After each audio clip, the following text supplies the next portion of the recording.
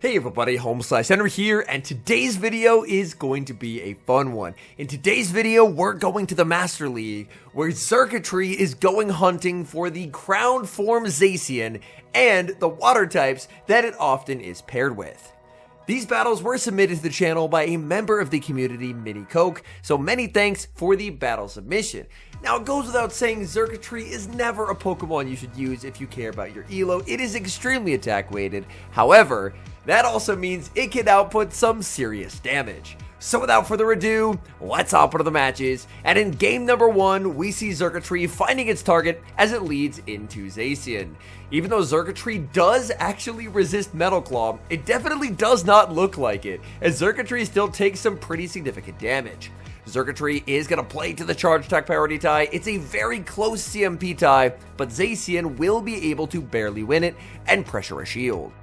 Discharge will get the shield right back, but ZACIAN had the back-to-back close combats, so in a split second, Xurkitree's shields are gone. In comes Palkia. Palkia may not know. Xurkitree has the Dazzling Gleam. It connects. Palkia gets rocked. In comes Zamazenta to absorb the Aqua Tail that Palkia makes right before it gets KO'd. So that ended up working out pretty nicely. Unfortunately, those Dragon Breaths did a ton of damage to the Xurkitree. In the back is the Water Urshifu, and this spells trouble, as the Water Urshifu is going to do very well into Mini's own Water Urshifu because they have a massive energy advantage. So this is probably going to end up being a loss. In comes the Urshifu. Can we see a catch? We do see the catch onto the Xurkitree. That is going to be step 1. Dynamic Punch does not hit its intended target. Water Urshifu re-hits the field, but is still just so far behind. There's another Dynamic Punch, and unfortunately Urshifu is just taking too much damage here. Urshifu goes for an undercharge on the Dynamic Punch. It will still KO. It's going to be a race to the move. Urshifu versus ZACIAN, but the ZACIAN wins charge attack priority. Oh my goodness, as close as a game can get, and unfortunately that will be a game 1 loss. Moving to game number 2, Xurkitree picking up a pretty nice lead here versus the Water Urshifu. Water Urshifu obviously going to lose charge attack priority by a mile to Xurkitree here, but they overfarm and they play to a CMP tie that they do not win. The opponent unfamiliar with Xurkitree's counts, and that's going to cost them both shields.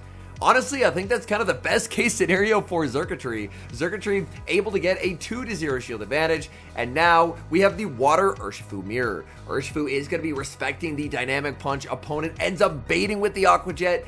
Definitely not what Urshifu was hoping to see. Urshifu is able to get a really nice farm down, but it's going to be Dawn Wings. This is a really rough matchup for Urshifu. Urshifu chips with the Aqua Jet. In comes Zamazenta, and the Dawn Wings is staying in.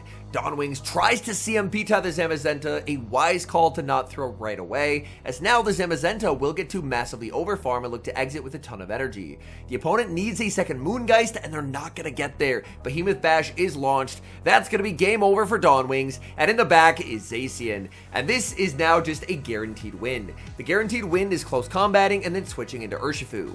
If it's a catch, then Zamazenta can make the game-winning move, and if the opponent tries to overfarm and not let the catch happen, then Urshifu just makes a Dynamic Punch. So Urshifu is going to make the Dynamic Punch into the ZACIAN. That is going to pick up the knockout, and there we have it, the first win with Xurkitree.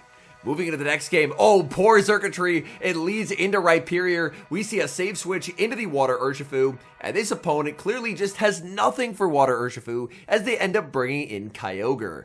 I do think the Water Urshifu is one of the best Master League core breakers. There's a reason why so many people ended up using their bottle caps on it, is it does prove to be very, very strong into a great many teams.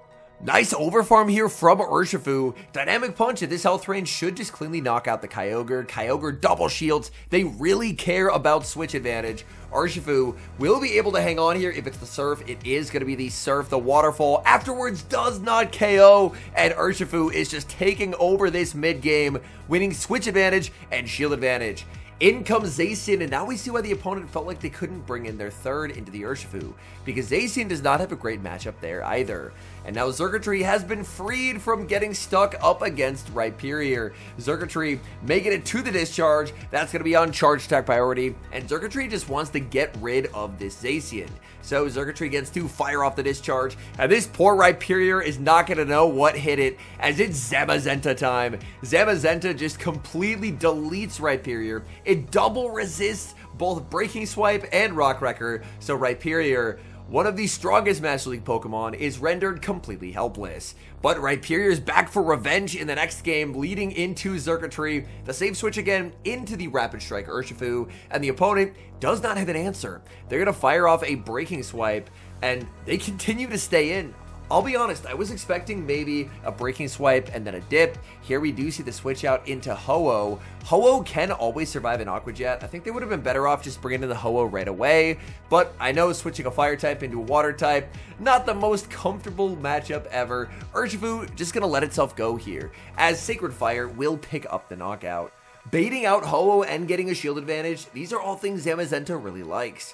Unfortunately, Xurkitree is so frail that it's going to have to shield up the Brave Bird from the Ho-Oh. Xurkitree does get the farm down, exiting with the Dazzling Gleam. Back in comes the Rhyperior. This Dazzling Gleam will be getting Rhyperior quite low. That's going to land. In comes Zamazenta, almost able to snipe. The opponent barely hangs on, and it's going to be the battle of the dogs in the endgame. Zamazenta versus ZACIAN. ZACIAN is going to strike first with the close combat. Can Zamazenta survive? It can, and now it has the back-to-back close combats, and this means that Zamazenta will be taking home this win. The opponent has debuffed their defense, no shields left in play. They get KO'd. In comes Rhyperior, and wow, what an endgame sweep from Zamazenta to secure that victory. We move to the next match, Xurkitree into Primarina. Quick switch out from the opponent into Kyurem Black, so we're unable to see what fast move their Primarina has, and Kyurem Black is going to be answered with the Urshifu. Urshifu dealing pretty significant damage here with counter. No messing around, going straight for a Dynamic Punch. That's going to land, and the opponent will take the shield advantage. If this is Charm Primarina, they have an easy farm down ahead of them. If it's Waterfall, and it is Waterfall, then they're actually going to have to throw energy. So for Urshifu, this actually works out pretty nicely, as Urshifu will get to inflict some solid resisted damage onto the Primarina, and Primarina will have to fire off energy, so they don't get to exit with energy to threaten the Xurkitree. That is going to be Disarming Voice connecting, picking up the KO. In comes Xurkitree in the back. Oh, that's a forgotten Pokemon from the past. It's Dialga. Dialga used to be an absolute Master League terror, but unfortunately, the Crown forms have driven Dialga out of the meta entirely. Dialga just has basically no counterplay. It goes for the Roar of Time, and it just does not matter. Zamazenta so comfortably getting to the back-to-back close combats, and for Dialga, there's just no hope. Dialga is going to be no shielding. In comes Primarina. Zamazenta going for the close combat to limit the farm of the Primarina. Would love if the switch clock came up, unable to save it, but it shouldn't matter. Waterfall's not doing a lot. That's a fast move that Xurkitree can actually survive, as Xurkitree farms down and takes the win. We move to the next match, and it's a disastrous lead for Xurkitree, staring down Zamazenta. Anytime Xurkitree doesn't have a type advantage, it's going to be in for a really tough day. Urshifu save switch met with a Palkia, and this is by no means a great check to Urshifu. Urshifu very comfortable grabbing an early shield advantage with Dynamic Punch. Urshifu will need to be hit with a Spatial Rend. Midi's calling that it's just the Aqua Tail. If they Aqua Tail, which they do, it will not KO. A devastating mistake from the opponent, as now Dynamic Punch number 2 is going to connect. And just like that, in a split second, both shields are gone from the opponent. Honestly, a Zamazenta farm down would be incredibly nice, getting to waste Palkia's energy, but the opponent says no. They save the Palkia energy, they pivot back into their own Zamazenta, and with their residual energy, they will outpace and grab a shield with Behemoth Bash. Now in comes Xurkitree. Xurkitree just going to look to farm up a massive amount of energy. The opponent refusing to close combat because they know if they do, a discharge will KO. But now Xurkitree has the back-to-back moves. It wins charge attack priority, and that's going to be good night to Zamazenta, and all that energy is gone. Opponent now going to send out Kyurem Black, but oh no, Kyurem now going to be immediately met with a Dazzling Gleam. Dazzling Gleam, big damage. There's the switch into Zamazenta, and just like that, Kyurem Black is immediately erased from the field of play with Behemoth Bash. In comes Palkia, but there's just nothing that Palkia can do here. We will see the shield on the Aqua Tail. The opponent, it just doesn't matter. They can throw 3 more Aqua Tails. It still will not make a difference. Zamazenta simply does not care, and the opponent will resign the match. My goodness, Xurkitree is a Rhyperior magnet as it leads into it once again. But the Urshifu save switch is just unanswered into these Rhyperior teams. Rhyperior goes for a breaking swipe, they get a debuff, and now out comes Ho-Oh. These Rhyperior Ho-Oh teams always really confuse me because I don't know what they would ever do if they led into a Kyogre. I guess the answer is just lose and beat the teams that aren't Kyogre, but we've now seen it a few times in these battles. Here the opponent actually undertaps the Sacred Fire. To me, that's a pretty big misplay when they could have definitely farmed to 100. Now that they failed to overfarm, the counterplay is just a cap tie here. And that's exactly what Xurkitree is going to do. Xurkitree wins cap over everything not named ZACIAN. So it is going to pick up the knockout. In comes Rhyperior and Zamazenta. These Ice Fangs are already eating away. Rhyperior goes for the breaking swipe, fishing for a debuff. In the back is Palkia. And my goodness, people are just not prepared for the Zamazenta whatsoever. Once Ho-Oh gets baited out, Zamazenta is just an absolute menace. These Ice Fangs getting Palkia closer and closer to close combat range. Close combat is not going to knock out yet, but the important thing is just landing this damage, getting that Palkia just to a health range from which it cannot recover. In comes Xurkitree. Xurkitree is going to be committing the shield. Xurkitree would love to make a Dazzling Gleam into Rhyperior. In comes the Rhyperior, but the Dazzling Gleam is reached. Xurkitree's revenge. Dazzling Gleam KOs Rhyperior. In comes the Palkia. That gets farmed down as well. Xurkitree on a bit of a rampage as it's able to take the win. Moving into the next match, Xurkitree into Ho-Oh. And my goodness, these incinerates. Poor Xurkitree getting absolutely melted alive. Ho-Oh will get to connect with a Sacred Fire, 50% chance at an attack drop, and they do not get it. Xurkitree going for 2 and the discharge. Perfect charge attack timing. Discharge, not the greatest move in the world, but from a Pokemon with an attack stat like Xurkitree, it can be deadly. Ho-Oh is going to get KO'd. Xurkitree winning the lead very comfortably. In comes ZACIAN. ZACIAN can't get the farm down, and Xurkitree is just putting a hurt onto this opponent's team. My goodness. ZACIAN now going to be swiftly answered with the Rapid Strike Urshifu. Urshifu always going to be respecting the close combat. It's survivable, but it does inflict some serious damage, and it's going to be Palkia in the back. Urshifu farming up so much energy at the back-to-back dynamic punches. I believe the opponent does now have the Spatial Rend. In comes Zamazenta, and they're just going to realize there's no hope. Their energy goes nowhere, and they will concede the match. We see a familiar lead in the next match, Xurkitree into ZACIAN. We've seen this matchup play out. Obviously, the Metal Claws do way more damage than they have any right to do. This opponent does go for the Behemoth Blade. That obviously is the more expensive move, so ZACIAN's pacing does get worse, but they're not debuffed. Xurkitree now has so much loaded energy, firing off another discharge. The opponent is going to be no shielding, and Xurkitree will get to fire off discharge number 3. This discharge is going to be shielded. ZACIAN farming up so much energy, but they don't know the counts on Xurkitree. All that energy down the drain. Discharge picks up the knockout. Surely they just resign, and they will resign. Oh, that is devastating for them. And we do have a bonus match here submitted from the trainer. They mentioned they tried out a couple teams with Xurkitree. So this is a team that features Xurkitree in the back. But Palkia lead with a Xurkitree in the back means the team is ABA weak to Shadow Rhyperior, because Palkia loses to Shadow Rhyperior, and obviously Xurkitree gets completely destroyed there as well.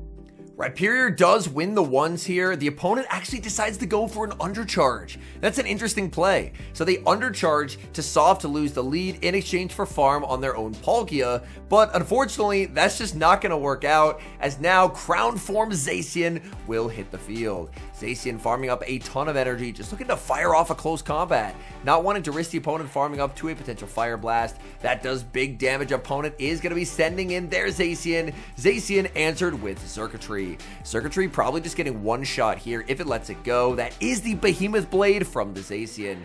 Xurkitree has farmed up a ton of energy, well over the back-to-back discharges. This discharge is going to be shielded. Xurkitree now going for discharge number 2. Xurkitree is taking so much fast move damage here. My goodness. The opponent, oh, people just don't know the counts. They don't know the counts at all. For the second time in these battles, a trainer just loses so much energy, and that's just going to be all she wrote, as in comes the Palkia to get sniped down with a close combat, and that is a good game. All in all, these were some very fun battles with Xurkitree, so many thanks to Mini for sending them in. After seeing the moveset that Crown Form ZACIAN got, I really had a feeling that most Pokemon that had a Metal Claw resist would see a little bit of a buff. That's part of why we're seeing Pokemon like the Water Urshifu have such amazing results in the meta. It's due to the fact that if you're able to resist the insane fast move pressure from ZACIAN, then you're going to be in a pretty nice spot. Right now, the Master League is in a bit of a weird spot, where in previous iterations of the meta, we've had some really strong electric types. Obviously, Zekrom way back in the day. Master League Tapu Koko had a season or two where it was incredibly effective anti-meta, but currently, right now, if you're looking for a resistance to Metal Claw, the electrics don't really help out. Obviously, we saw Xurkitree in these battles, and with very careful piloting, Xurkitree was able to get wins, but even in those ZACIAN matchups, the resisted Metal Claws were doing more damage to the Xurkitree than Xurkitree was doing with its neutral fast moves to the ZACIAN.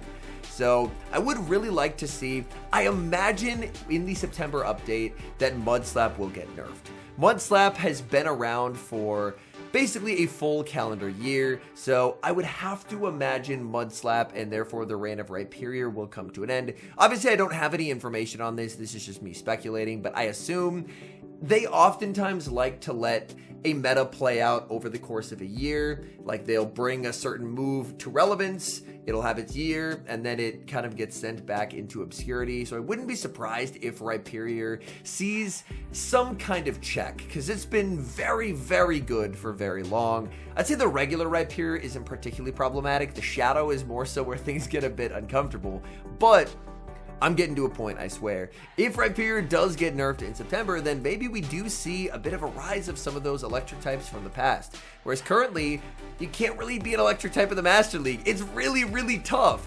As we saw, the Xurkitree kept leading into Rhyperior after Rhyperior. Obviously, Mini was able to play their way out and made some really nice plays in those games, and Water Urshifu had to put the team on its back multiple occasions into those Rhyperior lead teams. But if a Pokemon like Rhyperior has its meta presence reduced, then maybe there's an opportunity for some of these more fun, definitely spicy electric types to shine. Anyways, thank you guys so much for watching. If you enjoy watching content like this, please do consider leaving a like on the video and subscribe to the channel if you haven't. And a special thank you as always to our channel members here on YouTube. The support you guys provide is genuinely so appreciated. So thank you guys oh so very much. And until next time, I've been HomeSliceHenry.